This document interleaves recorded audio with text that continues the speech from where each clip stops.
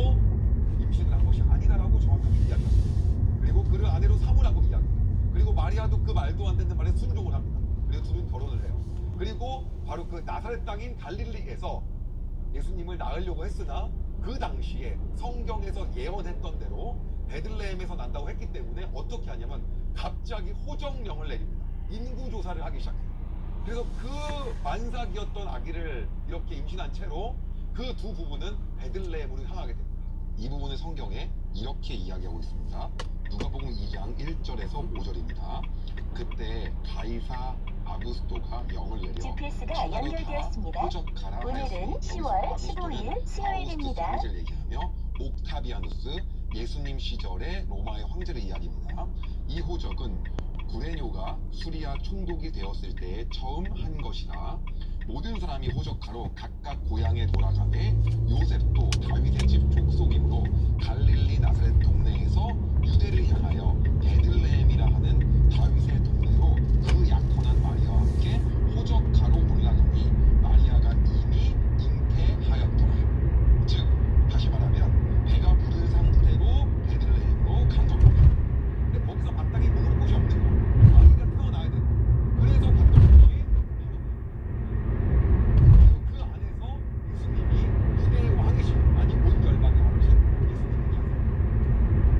그리고 그 마국간에서 예수님이 태어나시고 나서 많은 사람들이 예언을 하다 보니까 헤롯이 뭐라고 하냐면 전부 다 유아를 낙살하러 그래서 예수님이 잠시 동안 이집트로 피신을 하십니다. 그리고 그 이후에 다시 그가 죽고 돌아옵니다. 이게 바로 우리가 알고 있는 헤롯 대왕의 아들 시절에 돌아옵니다. 자, 이 부분은 성경에 어떻게 나오냐면요. 이렇게 표현하고 있어요. 박사들이 떠난 뒤에 주의 천사가 요셉의 꿈에 나타나 말했습니다. 일어나라, 아기와 아기 엄마를 데리고 이집트로 도망가보라. 헤롯이 아기를 죽이려고 하니 내가 지시할 때까지 이집트에 머물렀으라. 그리고 19절입니다. 헤롯이 죽자 주의 천사가 이집트에 있는 요셉의 꿈속에 나타났습니다. 일어나라, 아기와 아기 엄마를 데리고 이스라엘 땅으로 돌아가거라. 아기의 목숨을 노리던 사람들이 죽었다. 이러고 이제 이스라엘로 다시 돌아가게 됩니다. 이집트에서 돌아오신 예수님은 예언대로 이제 본격적으로 예수님의 활동을 하기 시작합니다. 그러나 성경에는요, 예수님이 태어났던 Before Christ라고 하는 BC 4년 정도부터 시작해서 아노 도미니 예수님 탄생 후인 바로 30년도까지 중에 마지막 약 3년간만을 조명하고 있습니다. 그리고 이때를 우리가 뭐라고 하냐면 소위 말해서 예수님이 공식적으로 활동했던 생활의 시기인 공생 그리고 천주교에서는 공생을 이야기합니다. 그리고 이 시기 동안 예수님은 여러분이 아시는 것처럼 여러 가지 행적을 일으키기 시작합니다.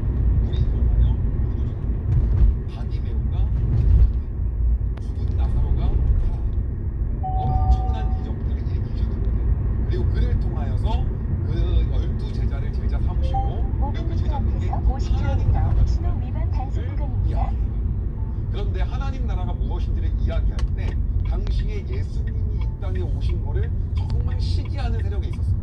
그 시기하는 세력의 두 세력의 대표적인 집단이 바로 바리새인들이었습니다.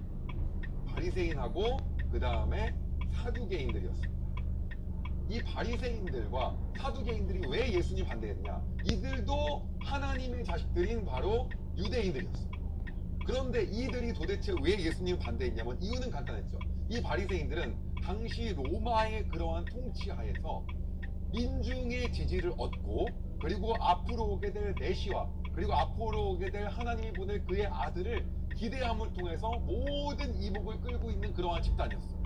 즉 그들은요 예수님이 오셨을 때 어떠한 예수님이 이 땅에 오심을 많은 사람들한테 얘기하고 있냐면 율법의 메시아 하나님이 말씀하신 그 율법을 다 지키고 하나하나 지키는 것이 정말 우리에게 중요한 것이며 바로 율법을 통치하는 메시아를 기대하고 있었어요. 반면에 이 사두개인들은 뭐였냐면 로마의 지지를 받고 있었어요. 그래서 성전 중심의 누트이들 이러다 보니까 이들은 기득권주의 다시 말하면 소위 말하면 이들은 메시아가 오지 않았어요. 50km 신호 본인들이 위반 단속 모든 성전과 구간입니다. 당시의 종교에 대한 기득권을 다 장악하고 있었어요. 그러다 보니까 이들은요 토라에 해당하는 창세기, 출애굽기, 레위기, 민수기, 신명기를 완전히 믿고 있었으나 이들은 성전의 귀족이었고 친로마 세력이었다는 거죠. 그런데 이들이 예수님이 오시게 되면 이들은 성전 중심이고 모든 기득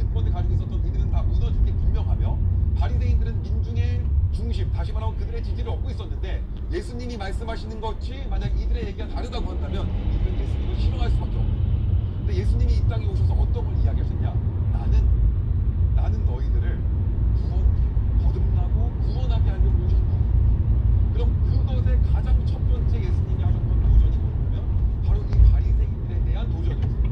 다시 말하면 정확하게 말하면 예수님이 올고든 분이고 그분이 완전하신 분이고 바리새인들이 예수님을 향해 도전합니다. 그럼 가장 충돌되는 부분이 뭐였냐? 바로 그게 율법에 해당합니다. 예수님 뭐라고 하냐면 너희들 그렇게 하는 것이 모두 다 소용없다. 그렇게 율법 하나하나 지키는 것이 다 하나님을 마음으로 사랑하는 마음으로 섬기지 않는다고 한다면 그 자체가 의미가 없는 거라고 이야기합니다. 마태복음 23장 25절에서 전방에 26절입니다. 단속으로 과속 화 방지턱이 이틀 있습니다. 지켜 의식하는 서기관들과 바리새인들이여 잔과 대접에 거친 깨끗하게 그 안에 탐욕과 방탕으로 가득하게 하는도다. 눈먼 바리새인이여 너는 먼저 안을 깨끗이 하라. 그리하면 겉도 깨끗하리라. 네, 예수님은 바리새인들에게 이렇게 이야기했다는 겁니다. 그리고 마태, 마가, 누가, 요한복음인 예수님의 공생의 시절 동안 그리고 예수님이 탄생부터 죽을 때까지 쓰였던 그 모든 책에서는 예수님이 율법을 온전히 기존의 율법이 아니라 예수 그리스도를 통하여 이 율법을 완성하러 왔다고 이야기하십니다. 마태복음 5장 17절입니다. 내가 율법이나 선지자를 폐하러 온 줄 생각하지 말라. 폐하러 온 것이 아니요 완전하게 하려 함이니라. 쉬운 성경으로 한번 더 읽겠습니다. 내가 모세의 율법이나 예언자들의 말씀을 깨뜨리러 온 줄 생각하지 말라.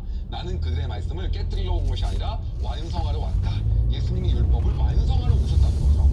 그렇다고 한다면 여기 안에 숨겨진 핵심적인 포인트는 딱 한 가지였어요. 역사적으로는요, 이들은 율법을 지킴으로써 그 메시아가 율법의 메시아가 될 줄 알았는데 예수님이 얘기하는 너희들이 율법을 지키는 게 아니라 하나님께 예쁨 받고 하나님께 나아가고 하나님께 가까이 가기 위해서라고 난 알고 있다. 그런데 너희들은 그렇게 율법을 지키면서 너희의 마음과 너희의 중심이 전혀 하나님을 향하고 있지 않구나. 그래서 너희들이 아무리 율법을 지켜도 해결이 안 돼서 내가 너희들의 그 율법을 대신하기 위해서 완성하려고 내가 왔노라 하니까 맛이 가는 거죠. 그럼 대표적으로 그 율법을 완성하려는 게 바로 뭐냐면 어떤 문제였냐면 죄에 대한 문제였어요.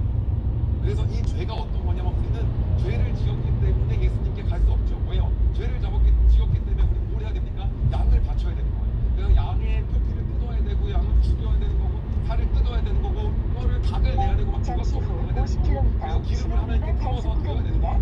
그래야지 죄가 용서가 되는데 그 죄에 대한 모든 부분을 내가 너희를 대신해서 짊어지는 그리고 당시에 그렇게 제물로 바쳤어야 되는 그것 또한 그들은 그것조차 하기 싫어서 성전에서 장사를 합시다. 비둘기도 팔고요, 양도 팔고 다. 그리고 그 앞에서 뭐라고 하냐면 그건 사라고 하는 거예요.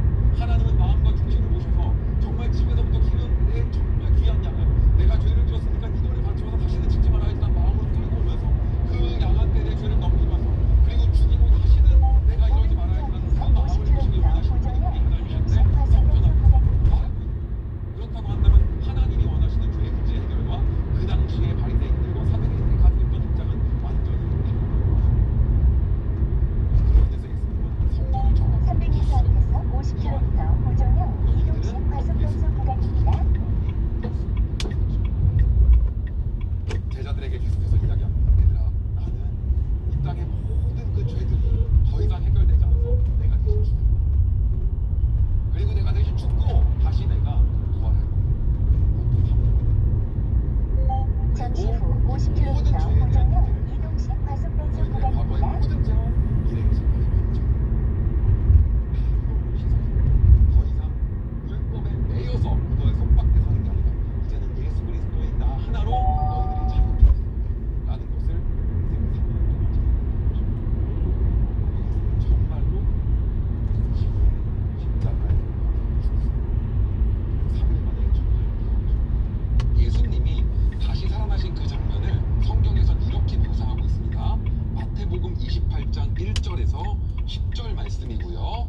자, 쉬운 성경으로는 이렇게 표현하고 있습니다. 안식일 다음날, 즉 한 주의 첫날 동틀 무렵에 막달라 마리아와 다른 마리아가 무덤을 보러 갔습니다. 그때 강한 지진이 일어나고 하나님의 천사가 하늘에서 내려왔습니다. 그 천사는 돌을 굴려 치우고 그 위에 앉아